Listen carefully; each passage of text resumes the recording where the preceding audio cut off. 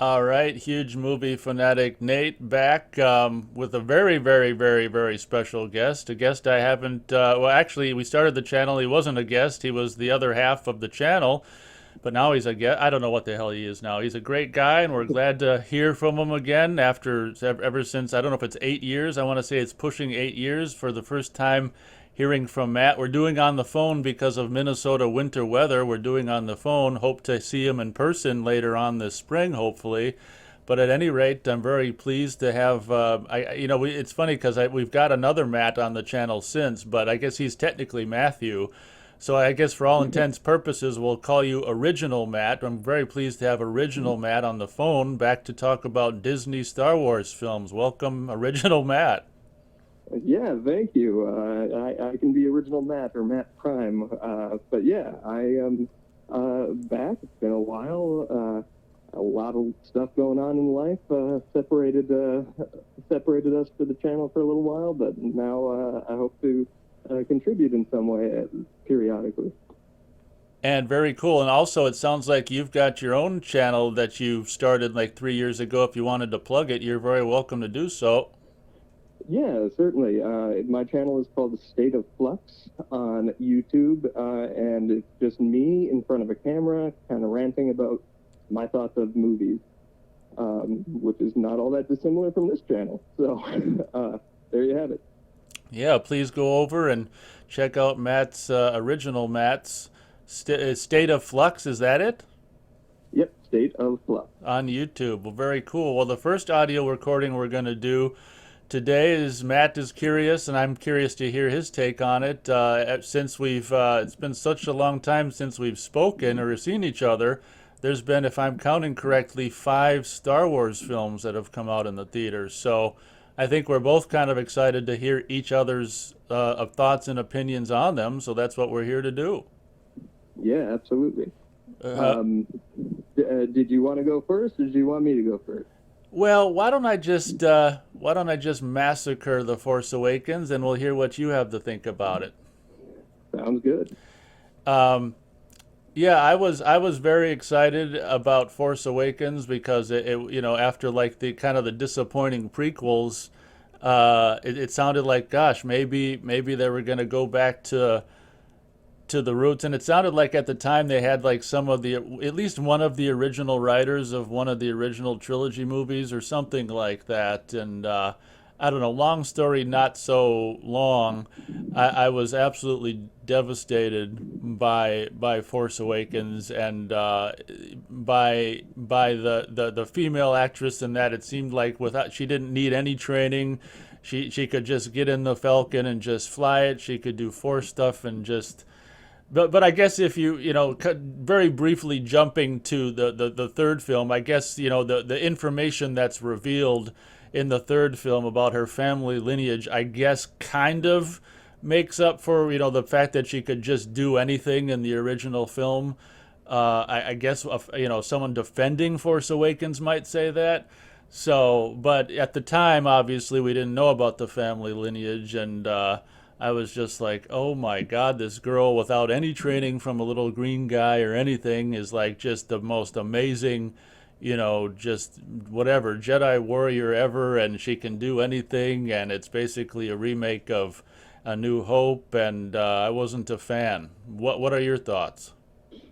So I had a similar response in the sense that I was very excited for the prospect of new Star Wars. I think we even did a video on it in 2012 when Disney did the takeover, and I said, I'm cool with it as long as this isn't just an excuse for them to kill Han Solo and like actualize his dream of getting killed in Episode 6. And you were like, I can't imagine that they would do that or something like that. If memory serves, we'd have to dig out that old video. But I was still excited for the prospect of the movie. And then opening day, I watched it and I was just devastated as well. Like each scene individually is well made. It is Star Wars as it should be. Live sets, strong performers with characters that feel real and appear to be like in the setting properly, unlike you got in the prequels. Yet it didn't have the one thing that all 6 previous Star Wars movies had, which was strokes of originality. Even the prequels that people don't like, which I'm a little softer on than most, were original. They were original films, original concepts through and through. There was nothing new with this movie. It was a carbon copy of A New Hope. They just swapped race or gender for each of the characters. Poe is clearly Princess Leia. Rey is clearly Luke Skywalker, and Finn was clearly Han Solo. So much so that when they did the Solo movie, Solo was a defecting stormtrooper. There's nothing there that was not already in A New Hope. And then you had great performances. I think everybody across the board is good.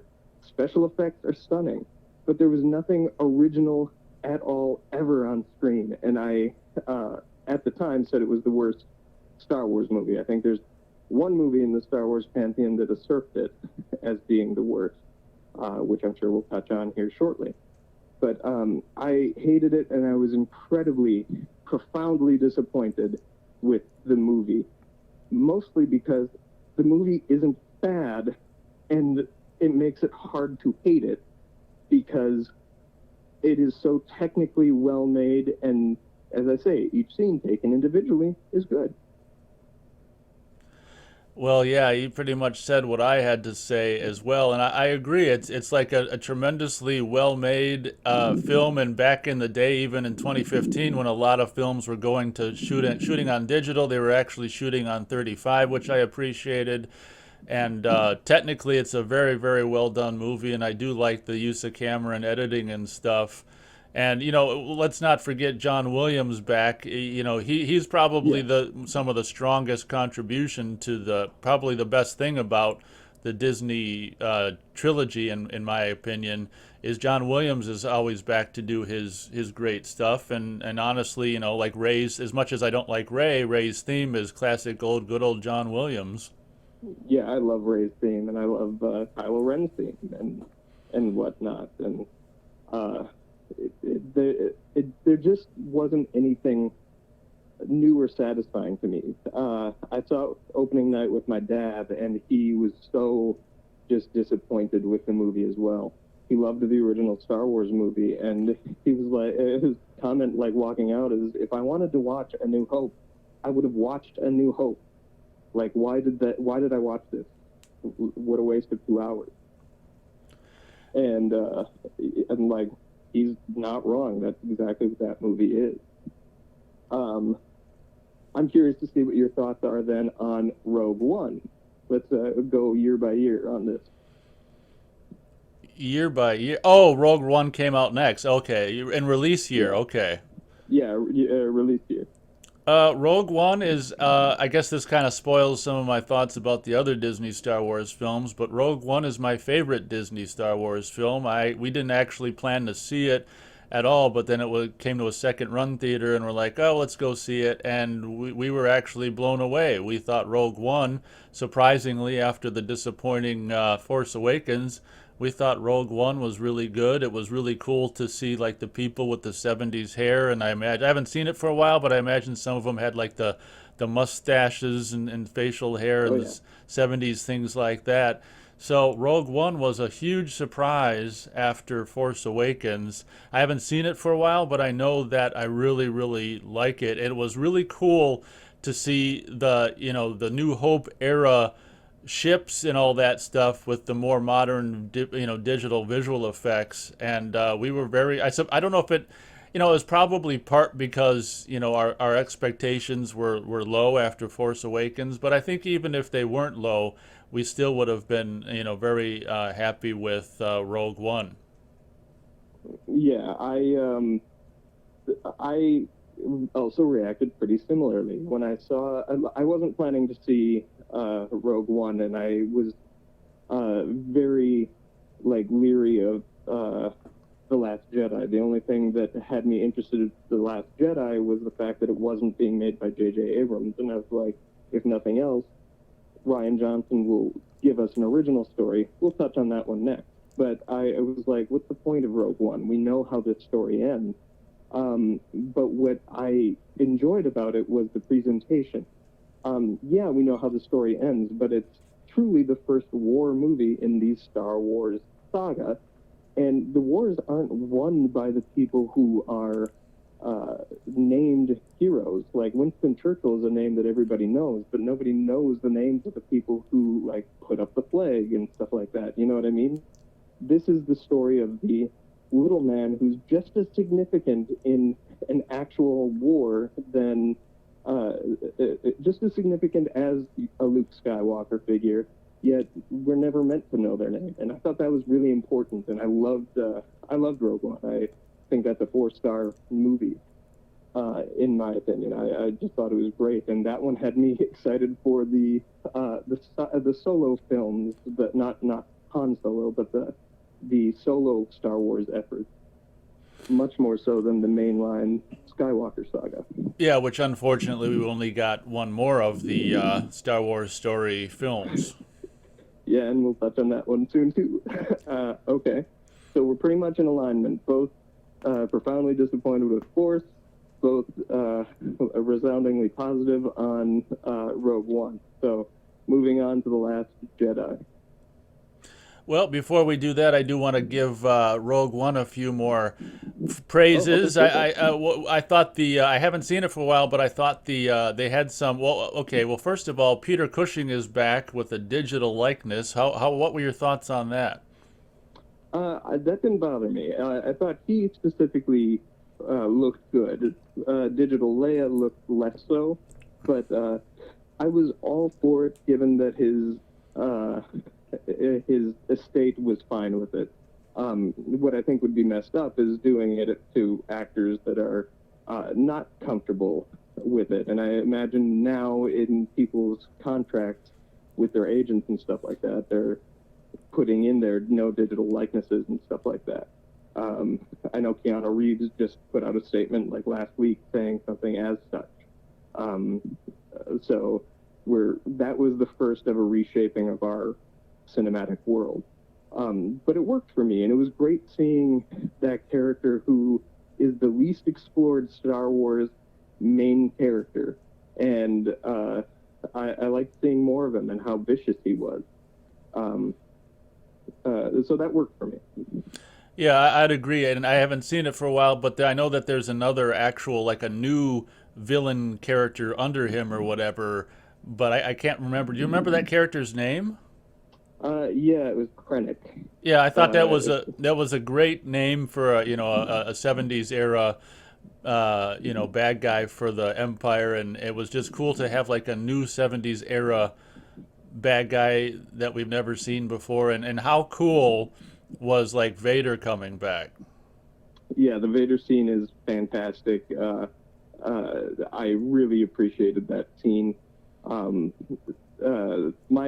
think the whole ending is fantastic. Once they're in the final battle, and each one gets picked off one by one, I didn't realize how much that would emotionally resonate with me for people that I had never met before. That was like the power of filmmaking for me. I really appreciated it. Yeah, it's ironic how I would imagine the same thing happened with these two films for a lot of people. I mean, it happened with us where we were so excited about Force Awakens, then it was a disappointment. Then we weren't even intending on seeing, what's this called? Rogue One. Rogue One. Yeah, and then we just did, and we're like, oh my God, this is so good, which leads us into whatever it's called, The Last Jedi, which because of Rogue One, I was more excited for. I think like, oh, maybe they're getting back, to good things or whatever.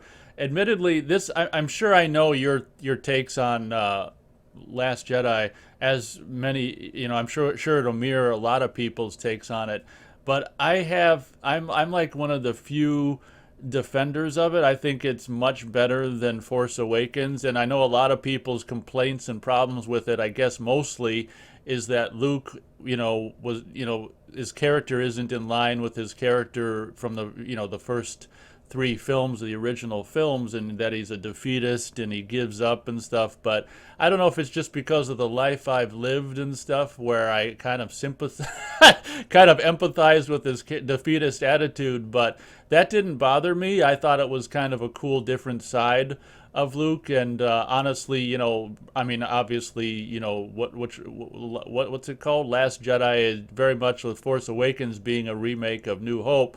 Let's face it, Last Jedi is a kind of a rehash in a lot of ways and a remake of Empire Strikes Back. But on the whole, I definitely like Last Jedi more than Force Awakens. And one thing that, god dang it, well, we can talk about it now. One of the many things I thought was so pathetic about Force Awakens is that they're so original, bringing back, having another Death Star, and not only that, but this character of Snoke. Where the fuck, after 6 movies, this Snoke character just comes out of nowhere? And I was very pleased to see Snoke frickin' die in this film.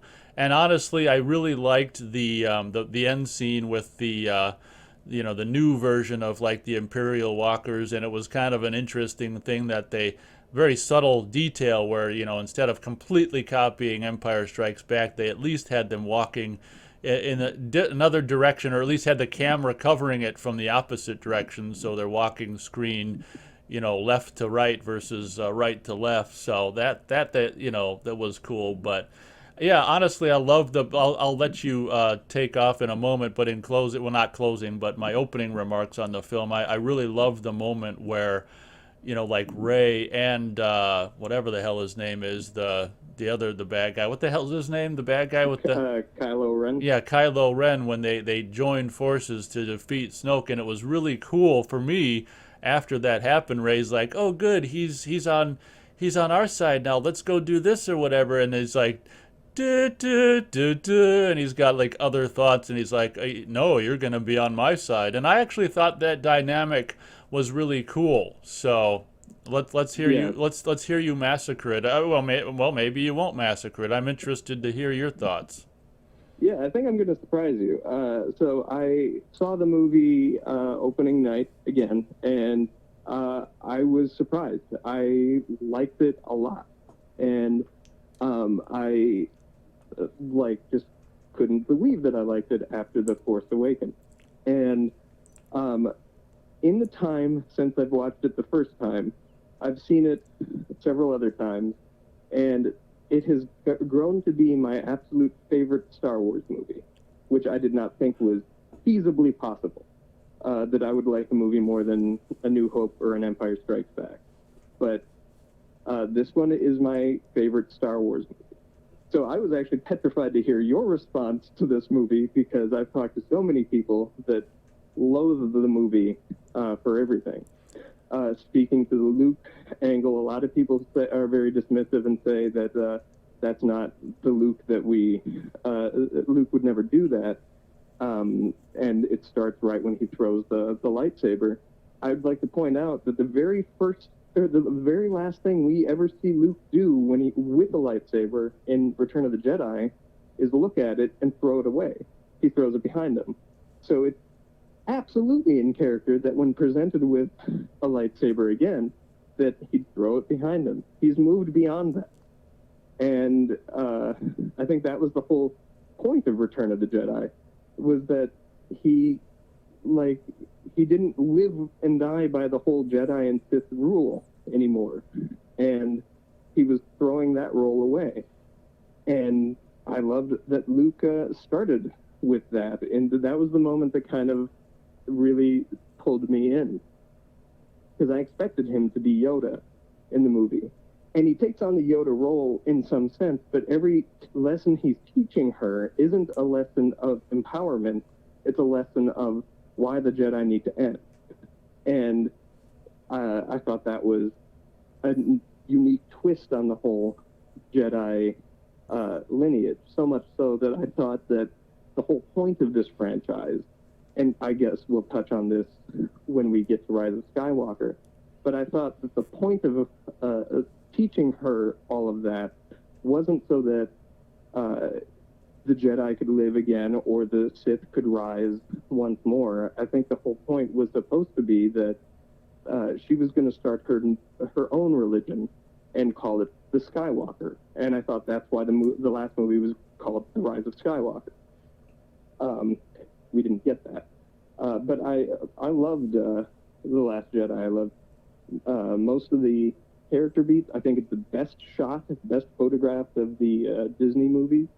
I think it had the most creative use of camera and visual quotes to other movies. There's a shot pulled right from the silent film Wings that snuck in there on the whole Canto Bight scene. I would argue that Canto Bight is probably the biggest thing people hate about this movie. And the first couple times I saw it, it was my least favorite bit, but that part even grows on me as well. What part is that? The Casino Planet stuff. Oh, okay, yeah. But even that has grown on me, and I really appreciate it. I like the character of Rose. I know the internet hated her. I don't understand why. She's the audience posit character who is just excited to be along for the ride, but then ultimately understands the whole meaning of Star Wars better than the filmmakers themselves. I think the movie was a commentary on Star Wars and Star Wars fandom, and people didn't get that, and the fans turned on the movie, which is like wild to me. But then I think that like Mark Hamill and Carrie Fisher gave the best performances of their career in that movie, especially in the scene where he says goodbye to her and she knows he's not there. Like that scene is beautiful. And that was my favorite movie of the year of 2017. And had you told me a couple of years prior that that would be the case, I would not have believed you. And this also goes to prove a point that I said when we did our Disney discussion, when I was like, I'm afraid they're just going to bring Harrison Ford back just so they can kill him. The problem, and you said something akin to like, I don't think they'd do that. But then I was like, the problem isn't that they kill him. I'm fine if a character dies. They just have to earn the death. And I didn't think Force Awakens earned the death. The moment he's on that bridge, you were telegraphed that he is going to die on that bridge. When Luke dies at the end of this, that felt like an earned death to me. And I was satisfied. And I had a weird feeling that I had not felt since, honestly, I think it was when I saw Scream 2, when Randy died. I, for days afterwards, had this feeling of grief because my whole life I'd known Luke Skywalker, and Luke Skywalker was a living character, and I felt his death when he died, but his death mattered in an inspiring way, so much so that at the end of the movie you see kids carrying on his legacy by playing with toys, just as Luke did when we first saw Luke. In A New Hope, he's playing with a little ship, which foreshadows the journey he's about to go on. So I love The Last Jedi.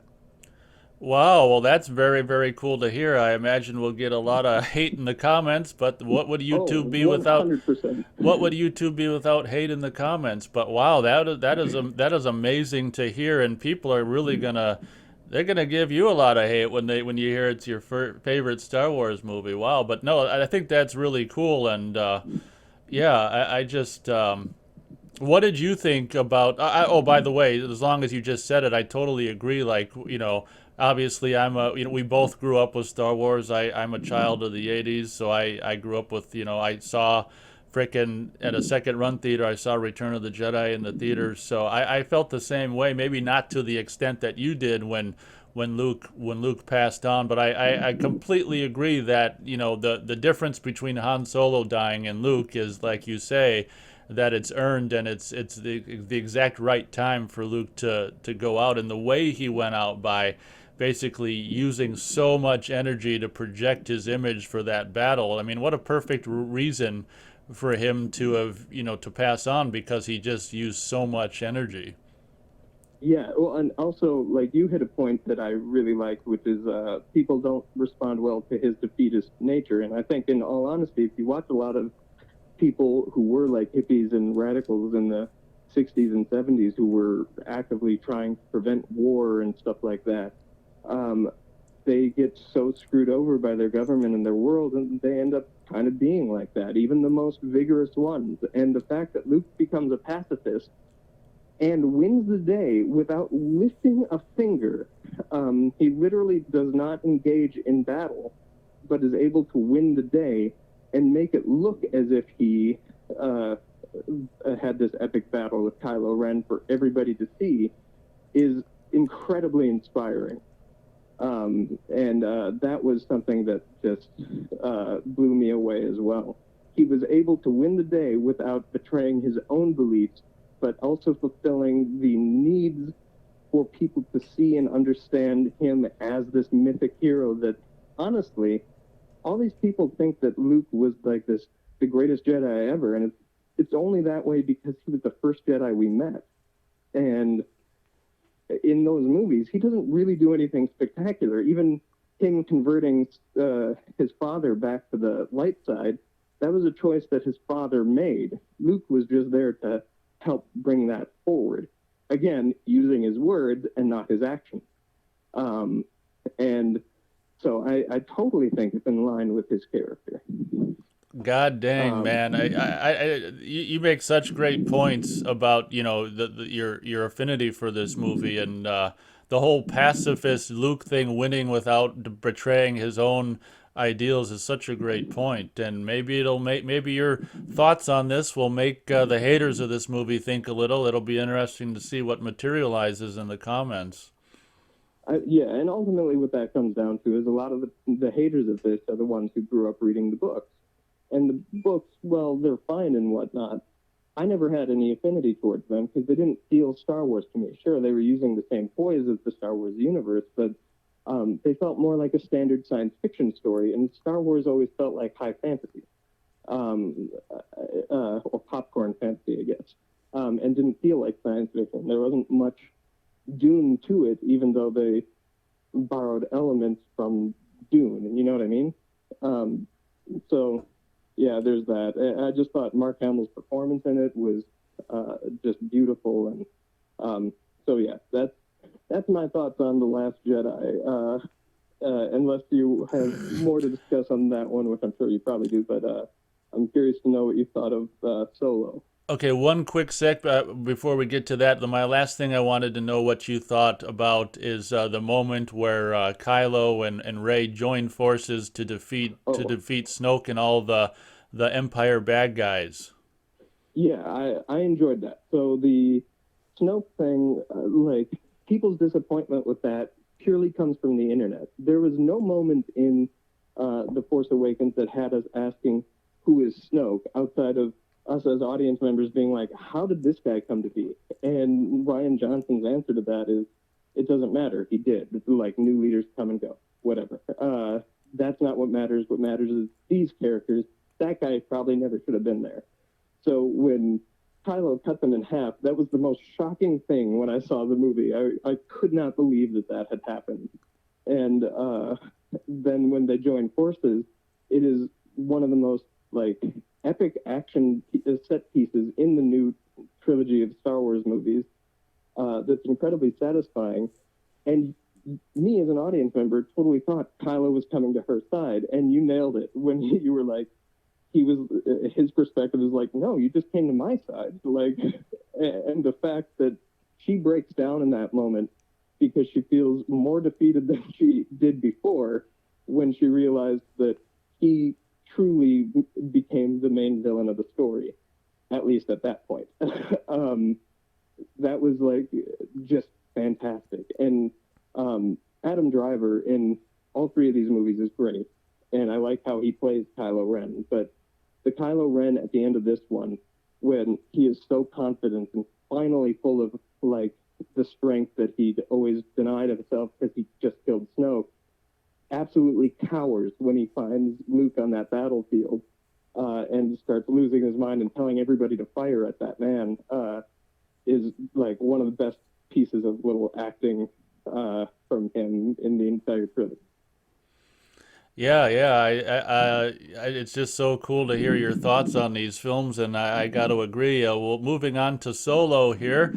So, in my opinion, obviously the disappointing Force Awakens, and then the good couple of films, Rogue One, and then the Last Jedi. I was like, well, maybe they're obviously on a roll. So, I wasn't so crazy. Like the idea of the Star Wars story for Rogue One, I thought was cooler than the idea of like a Han Solo origin story. So I was less interested in the Han Solo origin story, to be honest. And the only thing I thought would be the coolest thing, honestly, was just seeing like a new, brand spanking new Millennium Falcon. And I do like what they did with the design of the classic. And I got a little diecast, solo Millennium Falcon that I got on clearance. You know, little small one with the little escape pod in place and stuff. One thing I thought, honestly, the thing that I thought was probably the coolest about this movie was changing that design and saying, this is the ship was originally made like this and had an escape pod in the front here. And the way we've been accustomed to it our whole lives for decades is not even the ship being complete, which I thought, for me, it doesn't ruin the other films or seeing the Millennium Falcon in the old version of seeing it. It was just kind of a really kind of a cool, unexpected little detail to this film. But that's probably the most of positive stuff I have to say about it. I guess the other stuff I can briefly say is I just felt like I just felt like this was almost like written by like a high school fan, and I just felt like so much of the things were forced, and like especially that bit. And I would imagine possibly your reaction was the same when we find out how he became to be named Oh yeah. Solo. And I just like there was this sigh that just came out of me, like, oh, that's it. Like, to me, that's like a middle school or a high schooler's idea of, okay, how can we explain where the his Solo name came from? And it's, oh, he's on his own. And it's just like, and we have this imperial freaking guy just name him. I mean, that was Yeah. almost as bad as Han Solo, freaking dying on the bridge. It's just like, here, we're just it's kind of like the how the hockey mask was found in the 2009 Friday the 13th film, where it was just like, Yeah, totally. we'll move this piece of cloth and I'll put whatever's under it on my face. So Yeah. that was just, oh my god. But honestly, I feel like I do own all these on Blu-ray, and I got this one really cheap for $5, and I watched them all I think last year, and I think I don't think it's like absolutely horrible, but it's kind of like it's there just to, I guess, be another film to sell tickets. And I don't know. It's just like it seems like I've seen this before. Like how Chewie is initially like this, and the thing is, and you'll probably echo the same thing possibly. Like when he was put into that cage, I instantly knew, okay, well that's Chewie in the darkness or whatever, and on the other end of the chain. And it was just so Yeah. predictable. Then my biggest problem with the movie is just how like it's so long. Like for me, it's like 30 minutes too long, and it just keeps going and going. I guess one of the coolest aspects to me is just the different design of the Millennium Falcon, and also being able to actually kind of see the much talked about Kessel Run or whatever the hell happens in the film. But Yeah. yeah, I guess that's all I'll say for my intro of it. But so my take on it is like the movie is fine enough, I guess. Like it's not bad. It's not really good. I guess if I were to classify it, it lists a little better than a negative review. But the movie is completely pointless. There's nothing that we learn in the movie that we didn't already know outside of how he got his name, which, as you pointed out, is the stupidest thing I've ever heard. And then also what the Kessel Run actually is, and what my mind's eye of what the Kessel Run was versus what it actually is in the film is a case of uh, they probably never should have shown it because your own imagination is better than yours can deliver. Yeah. Like I was expecting it to be something kind of like a pod race, but like a pod race through space, not through like a canyon. And so I assumed that his ship had to navigate through all these different things, and I guess yeah, it kind of does, but it's through a big ionic cloud with like an octopus creature in it, and like you can't see anything. The movie's too dark and so unfocused with its like visual presentation that you can't tell what the hell is happening. So the parts that could be cool aren't really all that cool, and they could have made it more just like a straight western, and I think I probably would have had a little more fun with it. And even like the quick draw battle at the end was kind of so-so. Like it's not bad, but it's one that I just have no need to ever rewatch again because I can just watch A New Hope or Empire Strikes Back and learn everything I already could have learned from this movie. And like it was cool to see more Wookiees. Like there's little bits that I like. It's cool to see young Lando. I thought he was well played. I thought most of the young performances are not that great. Like I don't believe that's a young Han Solo. Like not that the actor is bad. He's very good in other movies. Honestly, he's in a Coen Brother movie where he's fantastic. But the like they just didn't feel like younger versions of the characters we've grown to know. And a lot of people will be like, yeah, but it's impossible to recast Harrison Ford. He's so iconic. And to that, I'd say, J.J. Abrams already did this once with Star Trek. He did the impossible and made us believe that Zachary Quinto is Spock and Chris Pine is Kirk. Two characters that are every bit as iconic as Han Solo. He did so successfully through wicked good casting. And I think the casting is the biggest issue. Like Donald Glover as Lando is fine. He gives a great performance, but I don't believe that's young Billy D. Williams. I just don't. And that was the issue. Whereas I believe Chris Pine is a young Captain Kirk. Like his performance, especially once he gets like Star Trek Beyond, where he's a little older, feels very much like the Wrath of Khan Kirk that we got, where he's a little more disgruntled with his workplace environment and stuff and longing for something more. The performance is an echo of Shatner while also being its own thing. I don't get that from Han Solo at all.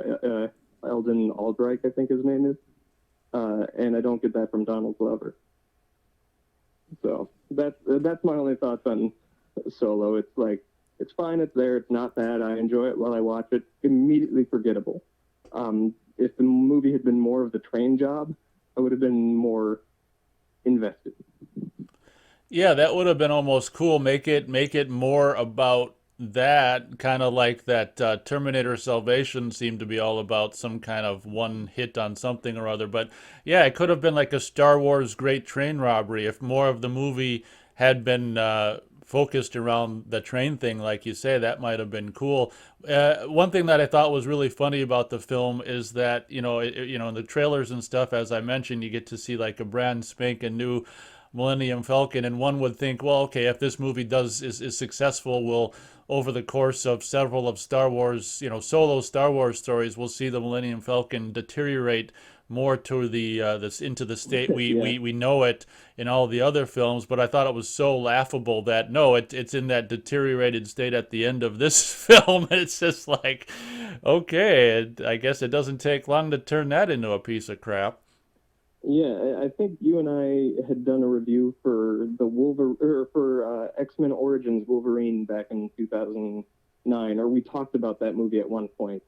And one of my criticisms of that is it follows the Last Crusade problem that I have, which is that like the opening to Indiana Jones and the Last Crusade is great, but it inspired the one thing that I hate that all prequels seem to take on, which is you create a list of all the different things that make that character iconic, and through one very formative experience, that's how they get all of them. So Indiana Jones and the Last Crusade, you find out how he gets his whip, his hat, his uh, chin scar, and all that. In X-Men Origins Wolverine, you find out how he gets the jacket, the adamantium, like the brain loss, all that kind of stuff. And this, it was just like a checkpoint. Like, how did he get his gun? How did he get his jacket? How did he, like, why does that matter? And why did it all happen at one time?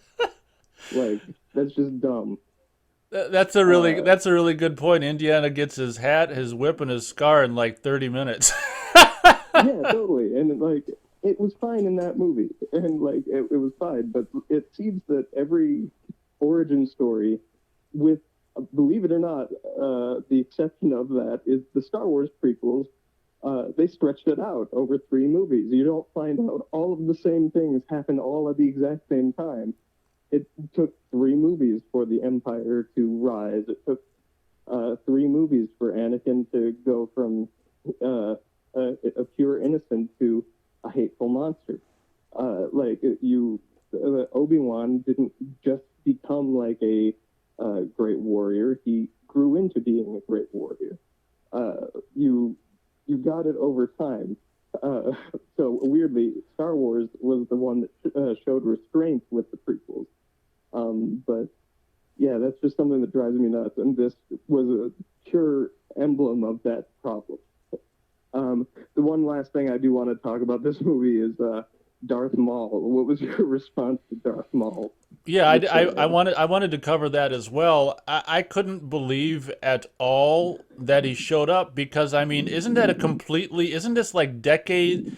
I mean, he died. So is he? I'm confused. So my understanding is that this is supposed to be before he died. But if that's the case, I mean, it makes no sense because there's like original trilogy era stormtroopers in Solo, and Darth Maul died before there were even clones. So I So mean, that's so that's where this comes in because I'm assuming you've never watched the Clone Wars TV show, oh, so the okay, animated thing. you're correct.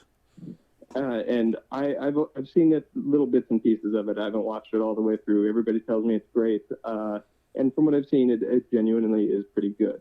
But in the third or fourth season of that show, they bring back Darth Maul, and only half. He's only got half his body. His legs are gone, and so he has metallic legs. But his whole motivation is he wants to bring down the Sith, and because he was betrayed by them. And so he acts as his own villainous agent working against both the Jedi and the Emperor, or Palpatine, or whatever. And so when they brought him into this, I knew that, but I saw it with my wife, and she was like, "Wait, what?" And she's like, "Didn't he die?" And I was like, "Yeah, I was kind of expecting that response." And my dad saw it as well, and he was like, "What? Does this take place before?" And I was like, "No, you just have to have invested in this dumbass TV show in order to understand that one scene that if you lift it out of the movie works perfectly fine without. Like, that was fan service in the worst possible way." Okay, well, yeah, I personally think if you've got a series of theatrical films, and even if they're just a spin-off Star Wars story, you can't assume that the people that are seeing these movies have watched all the freaking, Clone Wars television shows and shit. So I completely disagree with that way of, you can do your Clone Wars TV show and have all you want happen within that sphere. But if you're gonna start having those details show up in the theatrical films, I completely disagree with that. Well, I agree, and I think up until some of the more recent MCU movies, that's something that they were pretty good about, in the sense that in the first Avengers movie, Coulson gets killed. That's what inspires them to come together and take on Loki at the end, right? But they brought him back for the TV show, Agents of S.H.I.E.L.D. He's the main character, and they work a way into resurrecting him that's organic for the show. And my concern was that he was going to show back up in some of these movies, and it was going to be so jarring because unless you watched that show, you'd be like, he died. That's the whole reason they came together. And so especially like when Endgame happened, I was afraid that he was going to be there on the battlefield at the end, and he wasn't, and I was kind of glad for that because unless you watch, you're just going to be like, what? And that's not fair to your audience.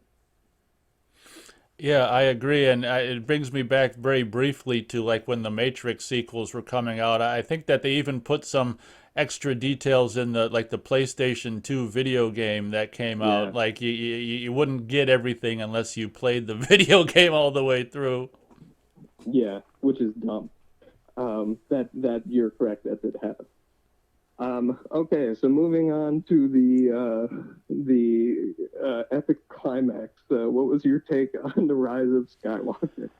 So going into this, I pretty much knew what it was going to be. I was excited about it just because, one thing about JJ is that, like we commented on Force Awakens, I mean, the Force Awakens is, well crafted and visually interesting and stuff. So I was excited to have JJ back, and some of the trailers and stuff looked like the good old JJ, whatever, just visuals and the shooting and cutting style and stuff.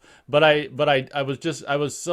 was like half excited about it and half not, but so much excited that I did way too much YouTube watching of stuff and these kids with all these inside info. So I basically knew a lot of the plot points before I even saw it, which is kind of I mean, it doesn't really matter either way because it's Rise of Skywalker, so it's not worth anything anyway. But I kind of way overdid like studying up upon it before I saw it. But long story not so long, like oh my God! So just like we have Snoke come out of nowhere, in the Force Awakens, and then they just kill him off like, oh, we didn't need him at all, only to do something even more pathetic and say that Palpatine never died or he came back and he was orchestrated. Snoke was working for him, and it's just like a lot of people complain, and they definitely play like the three sequel Star Wars movies definitely play like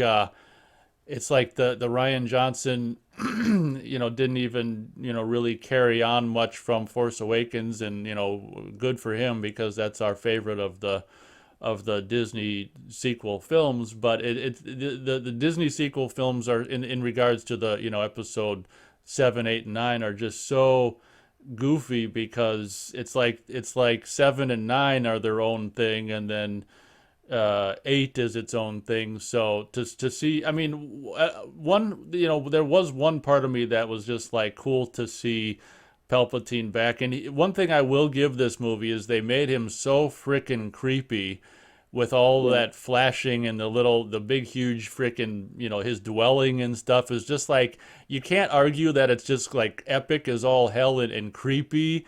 But I mean, let's face it, at the end of the day, we're bringing Palpatine back. I mean, it's just like, oh my God. And then I, I didn't completely hate, finding out about Rey's lineage or whatever, family lineage. And like I said earlier, it did explain, like why she was so, just amazing from day one and stuff, I guess to a certain extent.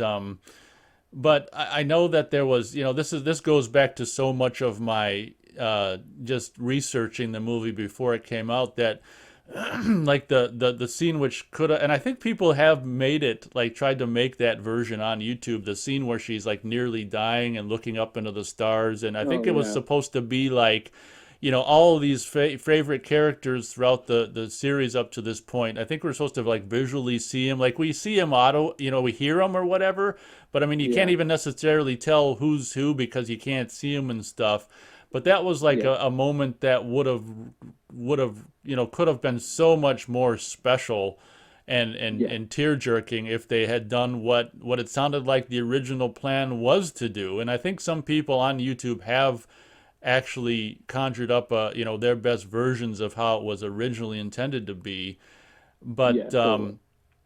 yeah, it's I like it more than Force Awakens because I just loathe Force Awakens.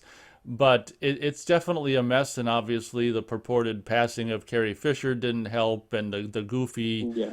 the goofy CG Carrie Fisher stuff, and having her just be around a little bit, and then to just like die under a blanket or whatever, and there's this. It's The it, Yeah, go ahead. I was just going to say the only thing that makes it so weird is that Leia has such a powerful voice throughout all of her movies. She's feisty. That's her thing. She's always got something to say or contribute. She's always talking.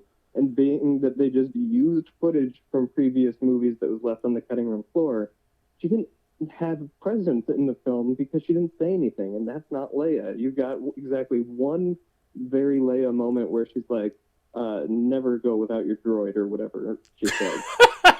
And like that's it. Otherwise, she hardly talks, and it just felt weird because of that. And I think that's my problem with that. Certainly the fact that Leia was the actress has passed away really harmed this film because you can tell they probably had big plans for her. She was probably supposed to confront Kylo Ren on some level because like they were saving her. Han got his own movie, Luke got his own movie. This was clearly supposed to be hers, and we never got the payoff to that. Yeah, I did not like this movie. The worst thing that this movie does is that it's fucking really watchable. And so again, much like Force Awakens, it's kind of hard to hate it because there's so much quality of craft, but and it moves at a brisk pace, so much so that you don't really notice how stupid it is at the time. But then upon even a second's reflection, you're like, this is a really dumb movie.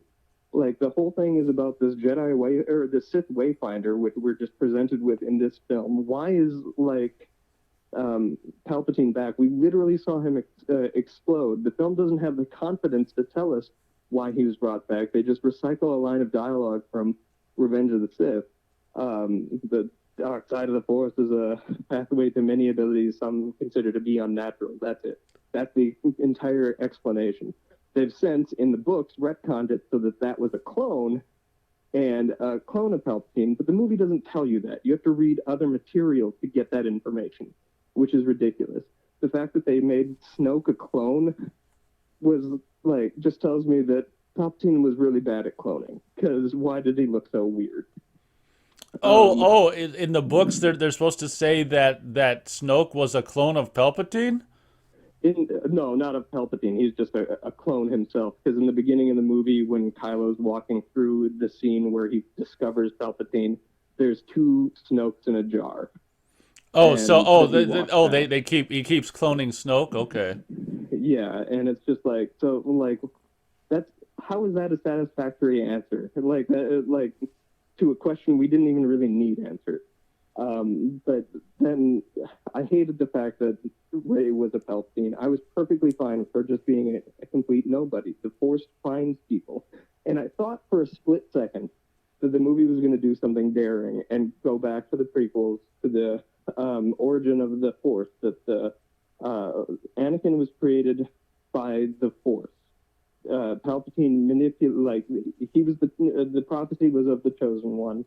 He was made by Palpatine, or at least that's what's inferred, is Palpatine influenced the midichlorians to create life, thus creating Anakin, thus creating Darth Vader, and breaking the balance of the Force. And I thought that we were going to find out that Rey was the Force's answer to Darth Vader, and that the Force went wickedly out of balance because of Anakin and how Palpatine manipulated everything, and that the Force created her as well by just finding her. I think that would have been something interesting. I also thought that we were going to find out it's called Rise of Skywalker because she was going to set aside the ways of the Sith and the ways of the Jedi and create something new. After all, both Anakin and Luke are the only Jedis that embrace love. That's their greatest strength. They like Jedis aren't allowed to know love, right? That's something that's said in the prequels. But then Anakin kind of refutes that, and he's like, passion is forbidden, but from a certain point of view, we're encouraged to love. And that's him messing with with the Jedi's thing. It's his own line of thinking. And that's something that is inherited by Luke. And to an extent, Leia. And I thought that that was going to be the ultimate teaching that Rey was going to come to understand and create her own thing and declare herself a Skywalker, not by lineage, which is what the movie ends with, in what is the worst scene of the film, where that random woman is like, "Who are you?" And she's like, "Rey," and then nobody would ever ask Rey who. That never happened. That woman asks Rey who, and then she pauses, looks off into the distance for like 10 seconds, and then looks back to her and like, Skywalker. That's terrible. I thought she was going to declare herself a practitioner of Skywalker, the belief structure that the Skywalkers shared uniquely. Instead, she declares herself a Skywalker, when the correct answer for her to say in that stupid moment would have been like, when somebody says, "Rey, who are you?" She says, "Rey," and then the person says, "Rey, who?" She should have said just Rey, because it doesn't matter. The whole point was that it didn't matter who her grandfather is. But then aligning herself to somebody she knew for literally a day was dumb. But that scene at the end is even worse, because she goes there and it's a symbolic burial, right, of Luke and Leia by burying Luke and Leia's lightsaber. But she goes to the place that Anakin, that's not Luke's lightsaber, that's Anakin's lightsaber, right?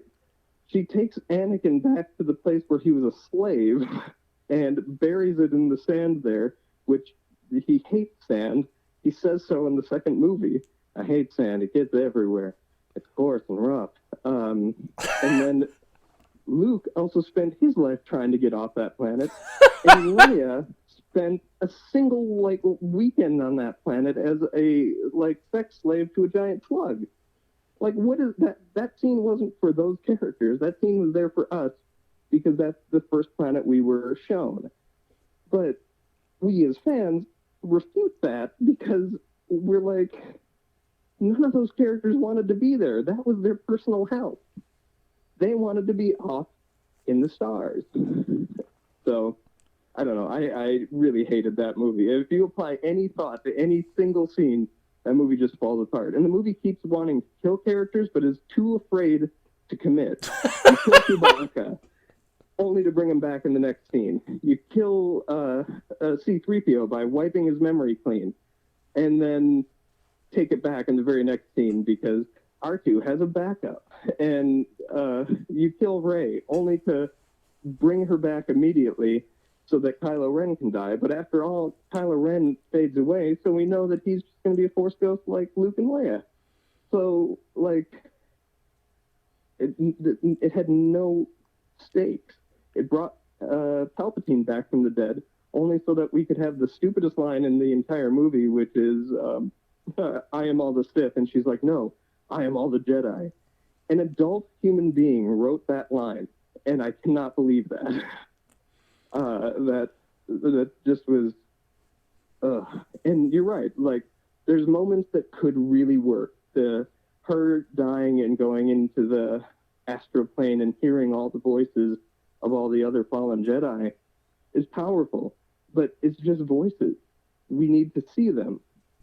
However, JJ has no reverence for any movies besides the first three, and to visually acknowledge the prequels would be to show Anakin and show some of these other characters, Mace Windu. He didn't want to do that, so he was willing to give us their voices but not show them. And to me, that's just cowardice. He's got no backbone as a filmmaker to stand on his own feet.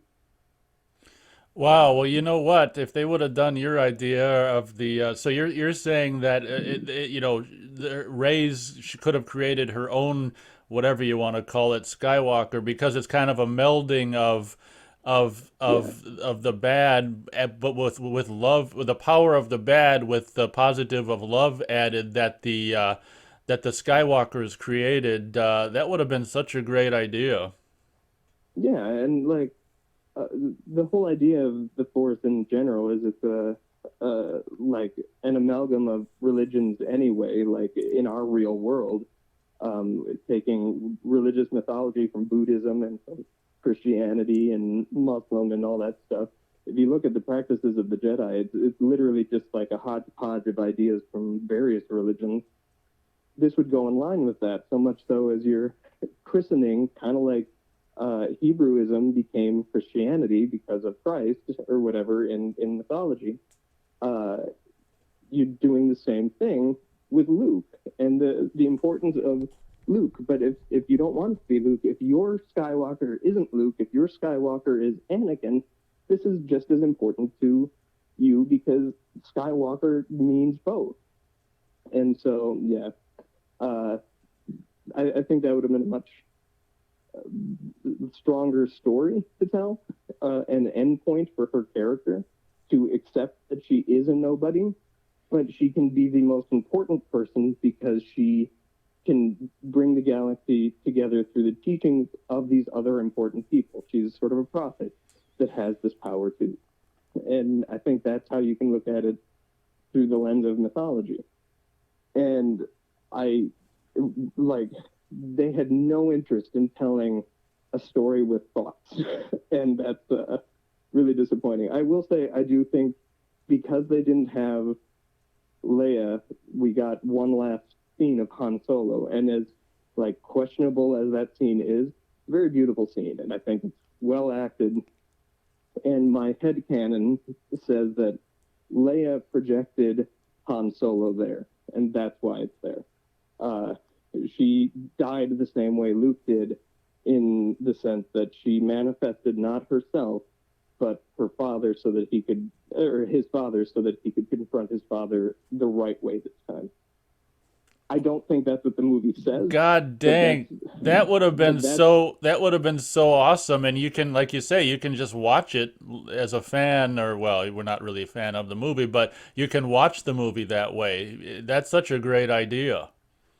Yeah, like that's the only way that scene plays for me. Because when I was watching it in the movie, my wife next to me was just like, "Are they saying he was a Jedi?" And I was like, "No, this scene makes no sense." And she's like, "Okay, I thought so." And she was just like checking, and then I was like, "Yeah, he definitely wasn't a Jedi." I was trying to figure it out, and after sitting on it for a couple of days, I was like, all right, maybe this is what they're saying. It's a beautifully written scene, and it works if you think about it that way much better than just Kylo Ren manifesting a vision of his father that he didn't like or respect, so he never would have created that vision himself. Like, I don't know who created that vision in his head. I assume the movie is saying that he is manifesting that idea in his head. But if she dies basically right after that scene when he throws the lightsaber that he manufactured, you can read it as that's the last thing she does, and that also makes it work best in the sense that Han died trying to redeem Ben, Luke died trying to redeem Ben, and then Leia dies trying to redeem Ben and successfully does so. And that makes their deaths all matter in a much stronger way. Again, I don't think that's what the movie successfully says, but you can create your own headcanon to make that work. Wow, God dang, they should have had you write these movies. Those are some good ideas. And what the hell was I gonna say? Yeah, I think I don't think I can't remember, but yeah, all I know is that that would have been a great idea. All they would have had to do is just shown like a really quick shot of like, her laying there under the sheet or whatever, somewhere in that scene to just indicate that she's responsible for the vision of Han Solo. Yeah, just have her like closing her eyes. They could have lifted that from. There's a shot of her doing that, I think, in The Last Jedi, where she just is like tightly closing her eyes and looking very concentrated. Zoom in a little closer on like her furrowed brow. That's all you need to communicate that, and then have her fade away like Luke did. But That would have been, yeah, that would have been so amazing. One wonders if that's not what they did, but then some asshole just like ruining so much of what could have been better about the movie came along and said, "I forget about that. We don't need that."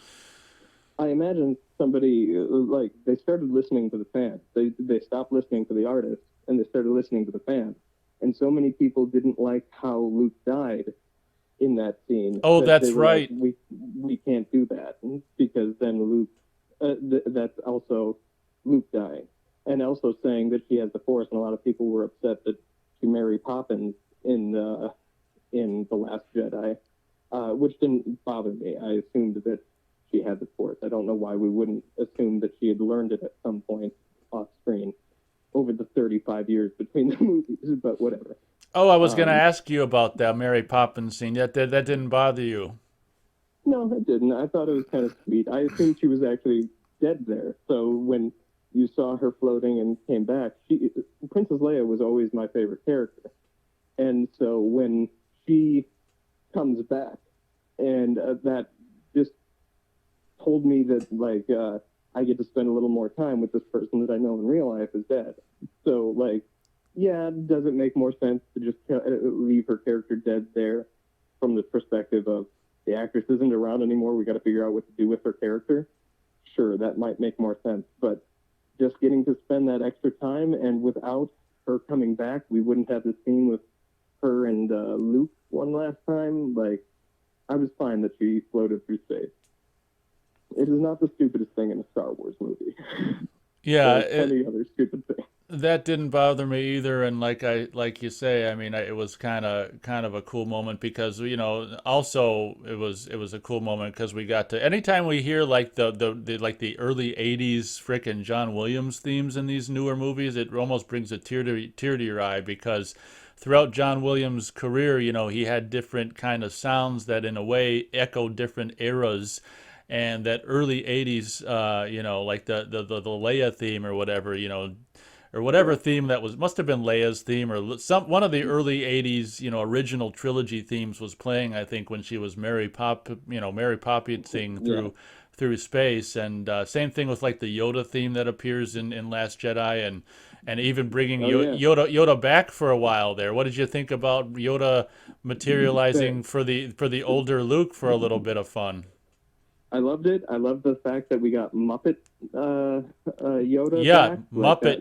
that was incredible. But I think that's the most important lesson of the movie, which is everybody misunderstands it and thinks the movie is trying to say what Kylo Ren says is you have to let the past die, kill it if you have to.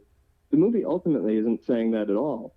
The movie ultimately is saying what Yoda and what Rose have to say, which is Rose says, we don't win this by killing what we hate, but by saving what we love, which is in direct refutation of what Kylo Ren says. Kylo Ren says, kill it if you have to, kill the past. She says, save what you love. And then Yoda is saying, you didn't do anything wrong, Luke. Like, you made a mistake, and it's important uh, to recognize those mistakes, but teach them, because if you teach mistakes, then you don't allow for the past to happen a second time.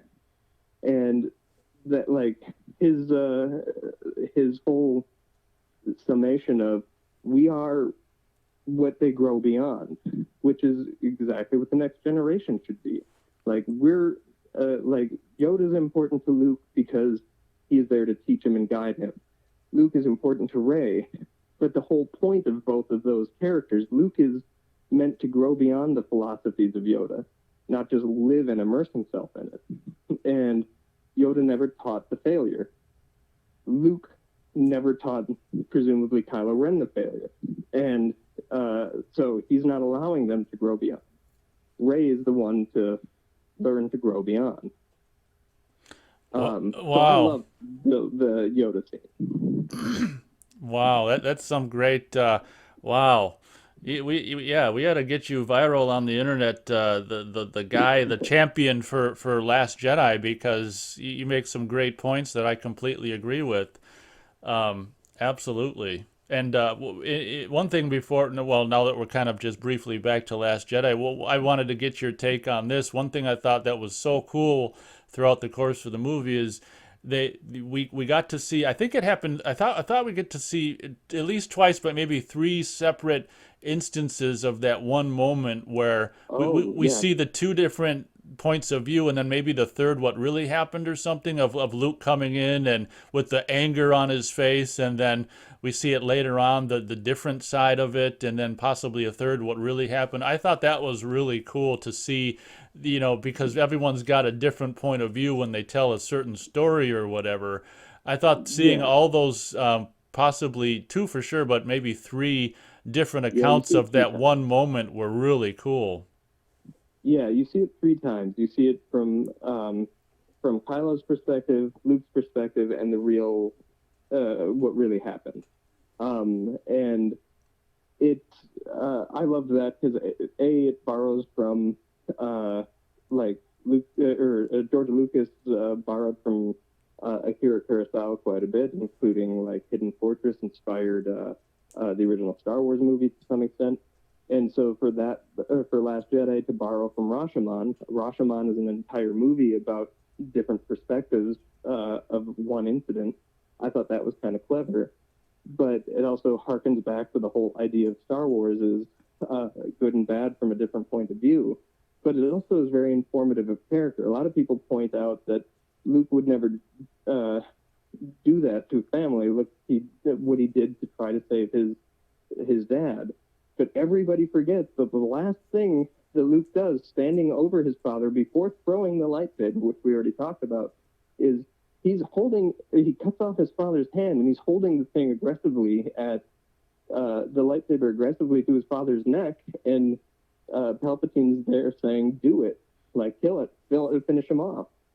That's the moment that he like realizes what he's about to do, and he pauses and he stops. And I think Luke in The Last Jedi follows the very similar experience where he senses this great power within Kylo and he's about to kill him, and then he realizes what that means and what he's about to do, killing his own family, but is like his sister's kid. That stops him, and it was too late because Ben sees, and that's like that worked really well for me. And the detractors for The Last Jedi just pick and choose little moments to really focus in on, but they don't pull back any further than that specific moment. If you just pull back to even earlier in the scene, it informs exactly why things led to that. And pull back even wider to earlier Star Wars movies, you get further context of why everything happened. So I don't know. I think that movie's great, and I love that scene, those three scenes.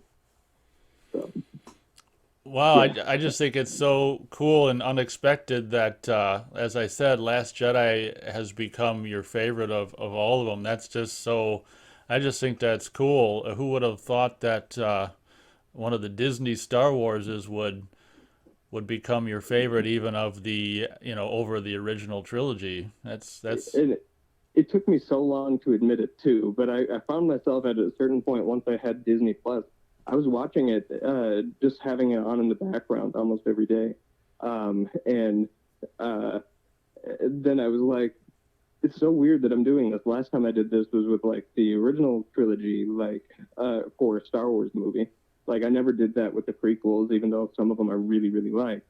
I didn't watch them over and over and over and over and over again. Like I was watching this specific movie, and then just how much appreciation I have for so many scenes within this movie. I was just like, it finally, I had to admit it to myself that it was my favorite. And I was like, the only reason I'm holding on to the other ones is because of time.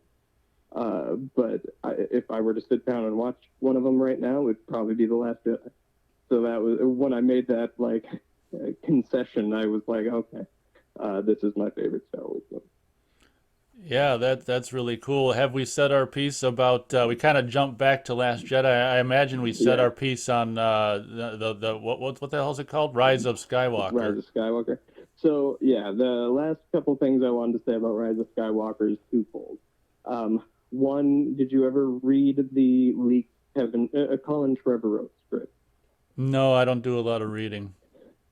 Um, the original script for Episode 9, back when it was going to be directed by the guy who did Jurassic World, Colin Trevorrow, was a movie called Duel of the Fates. And it was a direct sequel to The Last Jedi. Rey remained a nobody in that story. You can find it online. It leaked shortly after Rise of Skywalker, and it is infinitely better than Rise of Skywalker. Rey remained a nobody. Luke is throughout the movie haunting Kylo Ren. Kylo Ren is the main villain of the story. Palpatine's in one scene, but it's a hologram from like an old recording. When most of the movie takes place on Coruscant from the prequels, and Finn actually had a purpose in it. He was he convinces a bunch of the other stormtroopers to rise up against the Empire or the New Order or whatever they call themselves. The evil red-headed henchman guy who's hardly in the he's like the secondary villain of Hux. That's what the dude's name is. He's much more of a villain in the story, and you find out he's a person who was obsessed with the Jedi and is hunting down all old Jedi lightsabers. And when he realizes that the Empire is falling, he finds Mace Windu's lightsaber and he cuts himself in half with it. Rey has built her own lightsaber from the one that got ripped apart in The Last Jedi, the Luke Skywalker lightsaber. Gets ripped in half. She takes the two halves and creates a double-bladed lightsaber out of her staff, which you see briefly in Rise of Skywalker. They take some of that idea. But Rose is in the entire story. She's there fighting alongside them. Poe is the one to lead the charge in the air against the Empire. I keep saying Empire, it's the New Order. Chewbacca is also in a starship fighting against the New Order throughout the climax. Chewbacca is fighting in the end battle in a ship and whatnot. He has a much more active role. R2 gets killed towards the end, sort of sacrificing himself to save C-3PO. But then, much like in the original movie, R2 gets rebuilt, and to prove that he is the same R2, he starts projecting. You realize that little recorder thing in front of him is recording everything, and he ends up projecting for Princess Leia the entire Star Wars saga from episode 1 through 9 in front of her, like just glimpses and moments. Princess Leia doesn't die. She's in the entire story. This was written before her death, so she has a much more active role. And she's the one that gets everybody to come back for the fight, including Lando Calrissian. She has R2 project to her exactly what she did in the beginning of A New Hope. She reaches out to the entire galaxy, saying, years ago, my mother served you in like the Clone Wars and stuff, the High Republic, but then the Empire fell, and she gets she starts inspiring everybody to rise up against the New Order, which is about to take over just as the Empire did. And she's like, only you can save us, you're our only hope, inspiring the whole galaxy. And so she had a much more active role in finishing everything off. And then it ends with Rey killing Kylo revealing what her last name is, because you find out he was the Dark Jedi sent to kill her parents, because they sensed that she had the Force. So he went to kill her. He didn't successfully kill her, but he killed her parents. So he let her know, with his dying breath, what her last name was, which was Solano, Rey Solano. And then Rey kind of passes in that moment into like a astral plane where she has a conversation with Yoda, Luke Skywalker, and Obi-Wan Kenobi. and they all sort of teach her the ways of the Force, of the one thing that nobody understood that Obi-Wan tried to communicate with everybody, which is that the Force is in everyone. It surrounds us and penetrates us. It's not the midichlorian.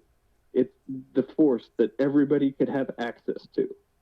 And in that moment, she releases herself to touch the mind of everybody who's Force sensitive and also not Force sensitive. So you see Broom Boy again, but you also touch on the mind of Finn and Poe and Chewbacca. They all communicate with her through the Force, and she communicates with them and teaches them how to rise and take down Hux and the New Order. And then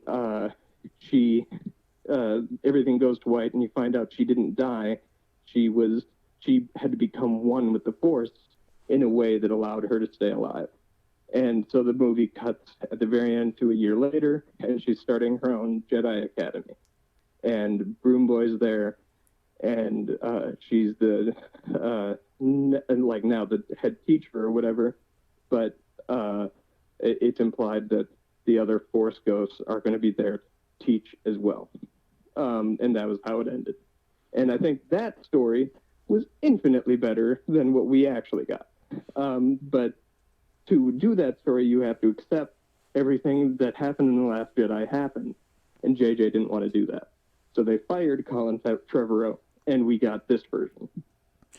And it's a shame. God dang it! I'll definitely say it's a shame listening to that.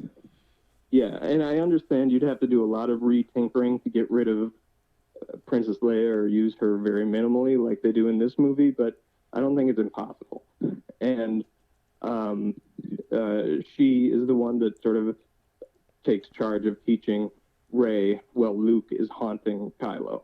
And so that was kind of an interesting dynamic. Luke also, Rey loses the fight with Kylo Ren in the battle. He swipes the lightsaber across her eyes and she goes blind. And that's when Luke comes into the fight.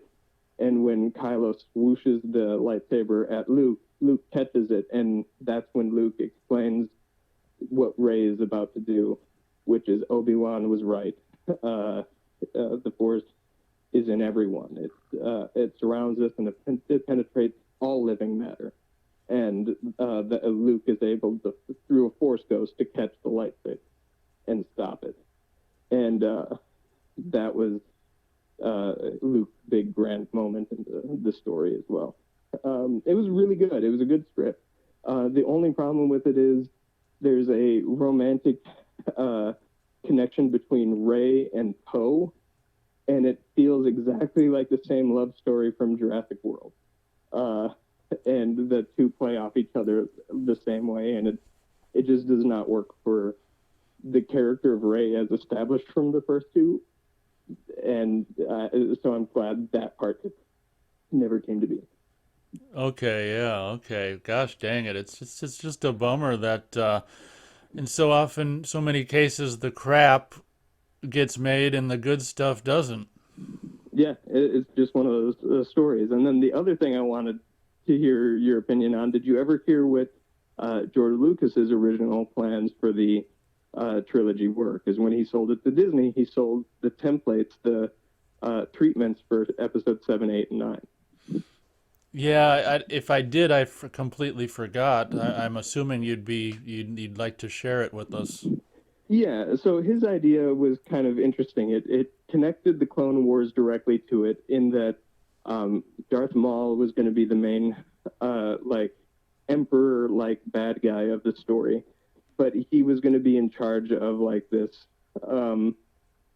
much like in Solo, this sort of band of underworld characters that were kind of infecting the New Republic. And Luke had also, in that story, given up on being a Jedi. He was not interested in doing that. The character of Rey was originally named Kira, which they also recycled for Solo.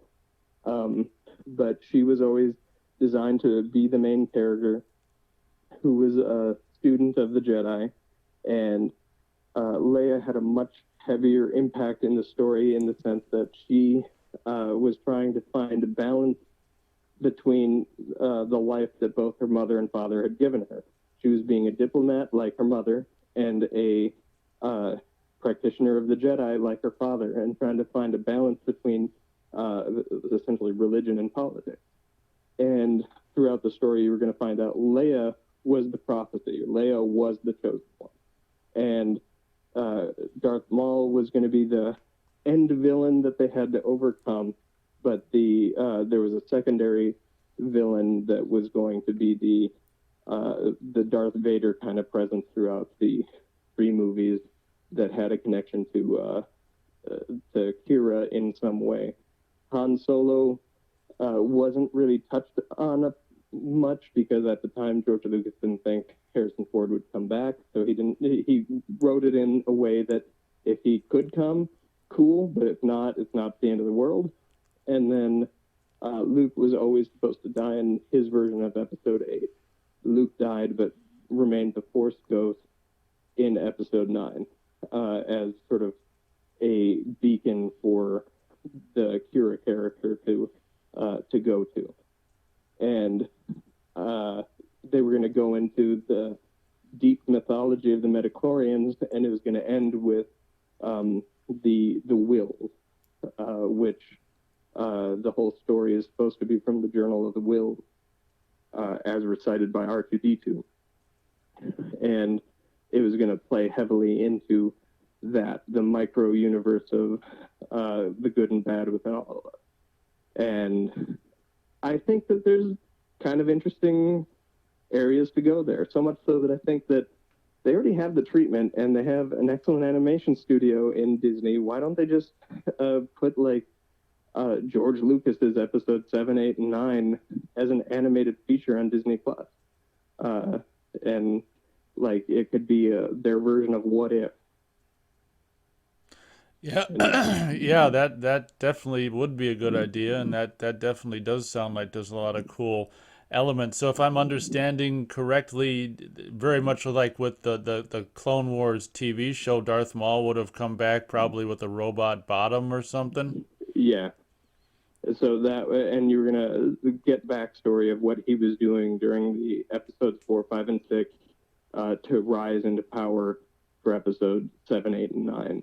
And apparently, the Solo movie and the Obi-Wan Kenobi movie were being developed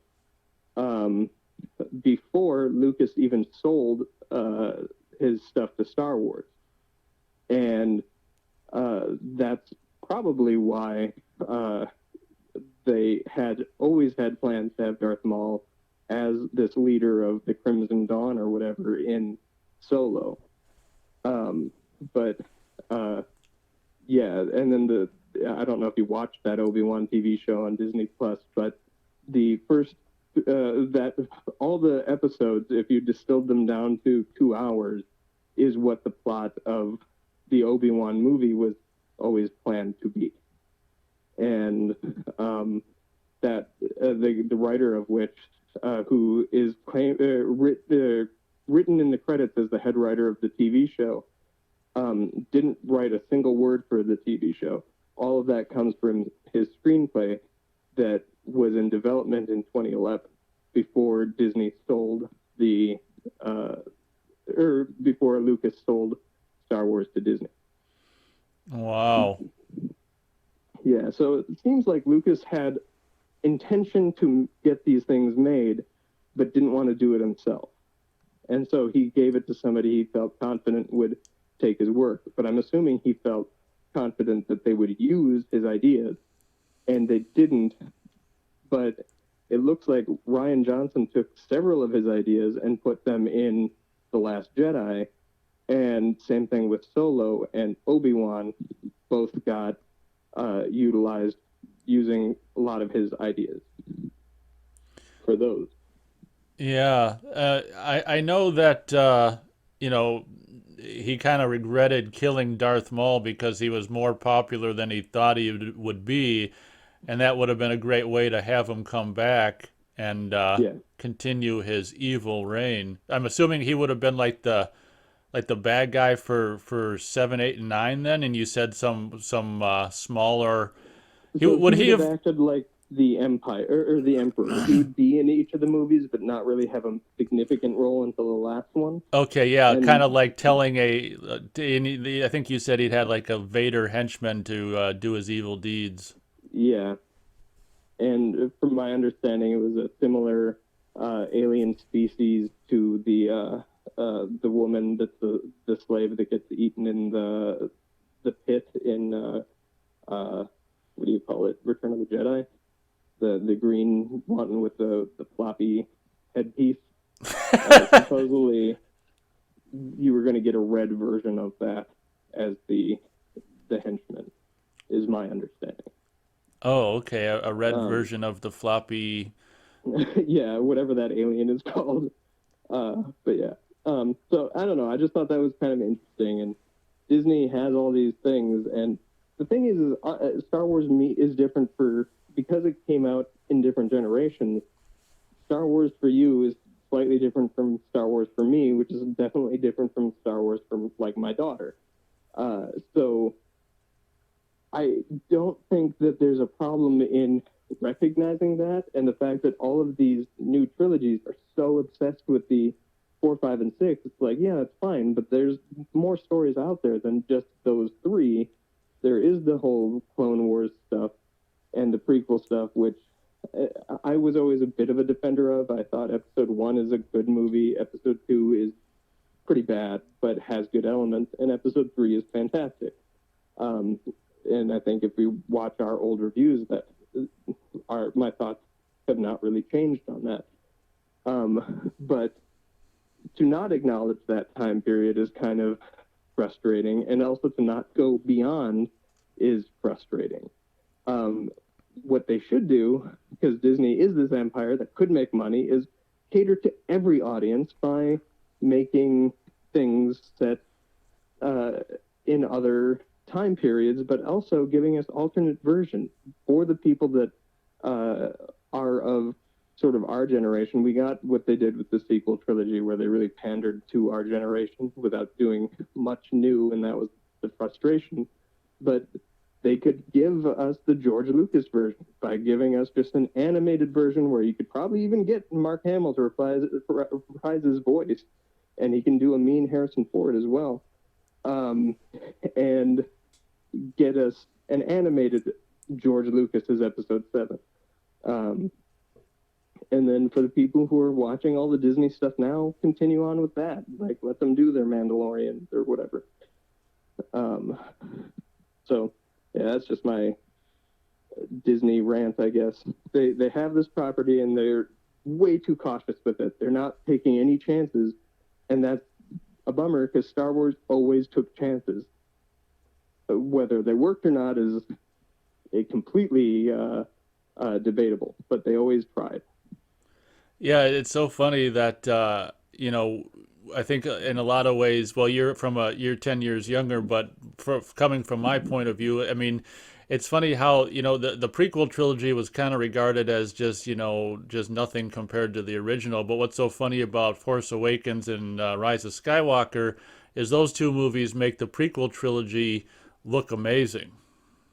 Yeah, the reverence for the prequels has gone back up, which I always was a defender of them. I didn't think they were bad. They're less good for sure, but I never thought they were bad. And I showed my daughter's seen the first 6 movies, and I showed them to her in release order. So she saw A New Hope, which is her favorite.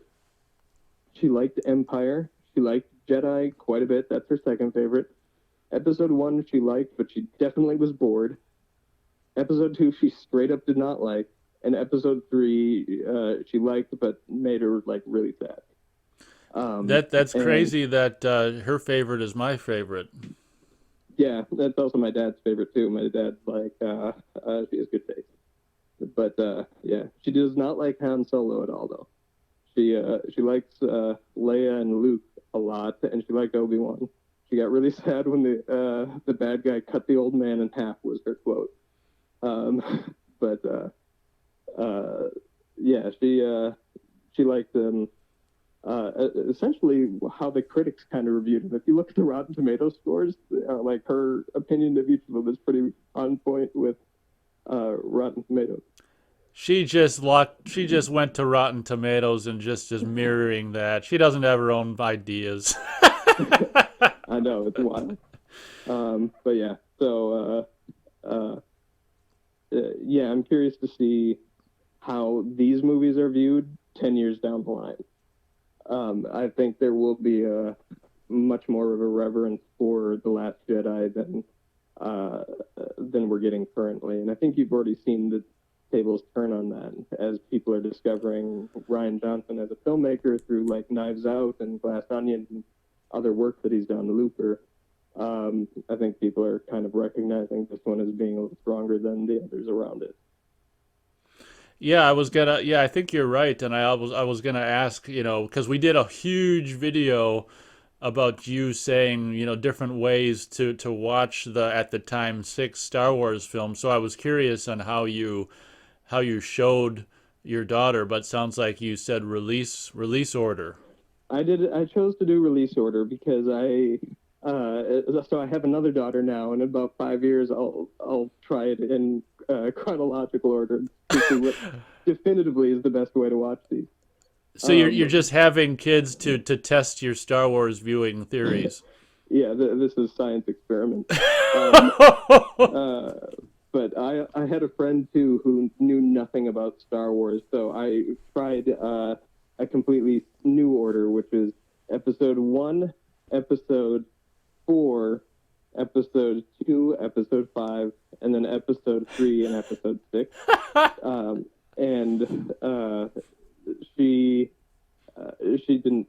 Turns out she didn't like any of the Star Wars movies, so she gave up around the time we got to Empire, and I was like, well, come on, there's only 2 left. And she was like, I'm good, I don't care. And I was like, well, fair enough. Her favorite one was Attack of the Clones, so I was already off to a rough start. But yeah, there you have it. Yeah, I think honestly, if I were to pick an order, I'd probably do what you did. I think that's probably the best way, because if you do in number order, then you completely spoil the brother sister thing. Yeah, At the end of the 3rd film, as we touched upon when we did our reviews of the films. yeah, absolutely.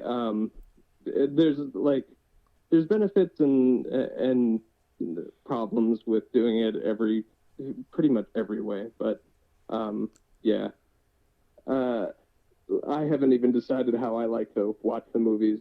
But I will say that Rise of Skywalker had me just feel completed. I didn't want to.